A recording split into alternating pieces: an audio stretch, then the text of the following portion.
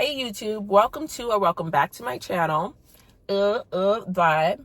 Can you guys make sure you like, comment, and subscribe on this video so YouTube can push it so I can get some coins. Today we're going to be talking about my first day in prison. Went gone for a year, only know like once. Life move fast and you do what you want.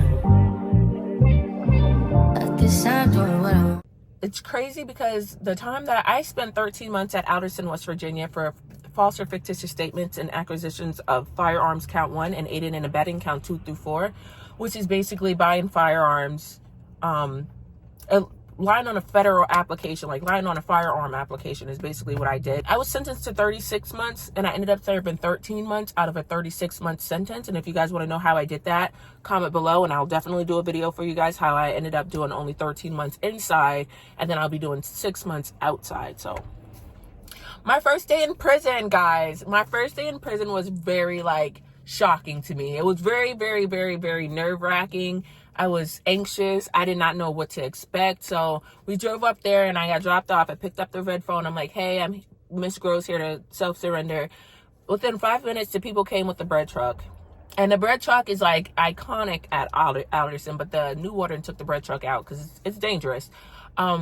I sat in the bread truck and I went up to R&D, receiving and dispatching. And I sat in there for 4 or 5 hours before they actually came and started doing my searches and my paperwork and all that good stuff. I squat and I coughed. I got butt naked, lift my boobs up, checked behind my ears, my mouth, my nose.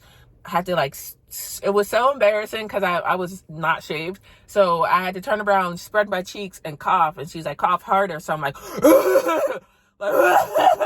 very degrading. And then I got these 2 small khaki pants and this big ass brown shirt with these blue slides on, right? And all my clothes that I had from the outside, I told them throw it away because I don't want to bring nothing back from here. I don't want to even remember me being here. But honestly and truthfully, how can I not remember going to prison? Because this was a very big milestone in my life. So I threw away all my stuff. And then I had a TB testing done. I got weighed. They did a little physical. They asked me questions like if I was suicidal, homicidal, and all that good stuff. And I answered those. And then they gave me my paperwork and gave me all my laundry, which consists of 4 khaki pants, 4 shirts, some underwear, some socks, your bedding for your bed, and your pillow and your pillowcase, your fed coat, a hat, and some gloves, I want to say. Or I got the hat and the gloves. I'm lying to you guys. I didn't get that. I got that when I got dressed out the next day. The clothes I got when I got dressed out the next day. So what they gave me was just my bedding, my hat, my fed coat, and my gloves because it was cold when I self-surrendered. So I came in with the lady. Her name was Miss Jessie. She was a sweet older lady, black lady. She only had to do 4 months. So she got out in March. We came in November. She got in March. And she has bad ankles. So I had to hold her bag when we was walking up the hill. And I was holding my bag walking up the hill. When I tell you that hill goes straight up like this, they call that hill Hallelujah Hill for a reason.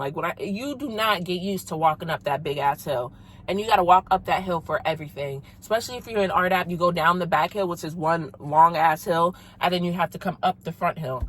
And when I tell you, you go down and up that hill, you are going to lose a lot of weight. I've lost a lot of weight. Yes, I did. Sorry. We're going up the hill. And then I met some people going up the hill. And they're like, oh, you knew. They know you're new when you have the blue slides on. They know you knew for a fact when you have the blue slides on, you're not even fitted into your actual khaki, your actual uniform. It says R&D on them that they give you.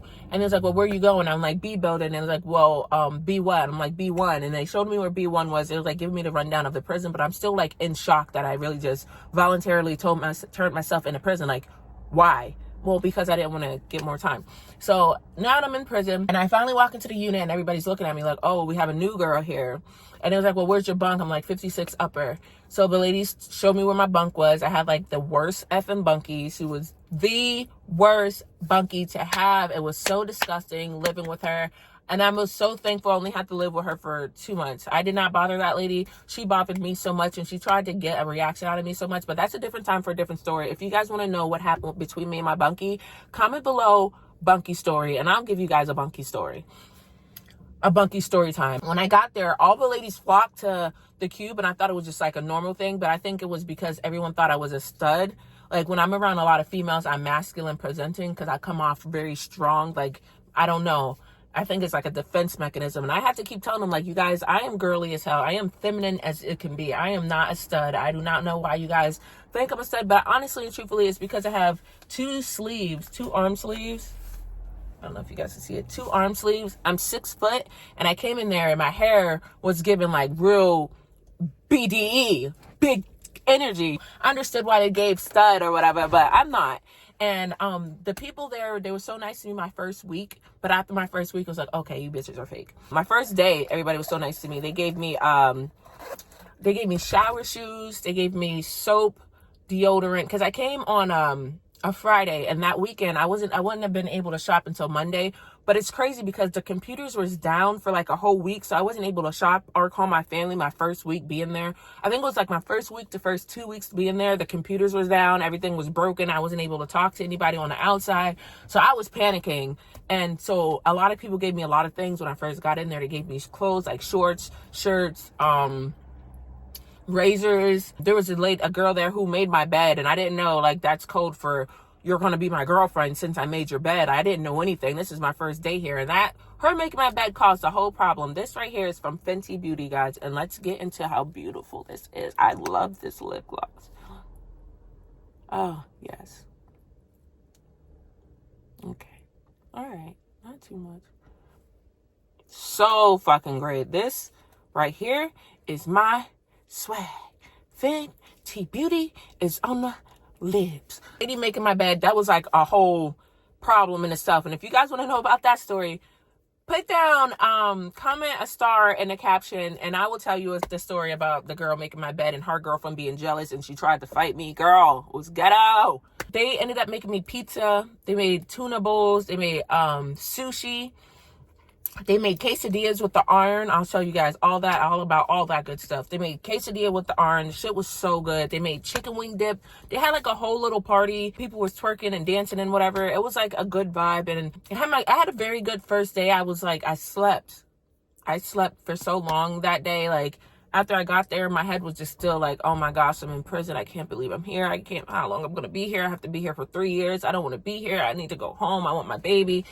But after my first day, it's like, okay, I'm in prison. It took me longer than a day for it to really hit me. It took me, next week was Thanksgiving, and me eating that Thanksgiving food, the food is bomb, guys. So don't even worry about it, but you just get tired of eating the same thing. But Thanksgiving meal for me was like the hardest, because I'm like, whoa, this is my first Thanksgiving without my daughter. This is my first Thanksgiving without my family.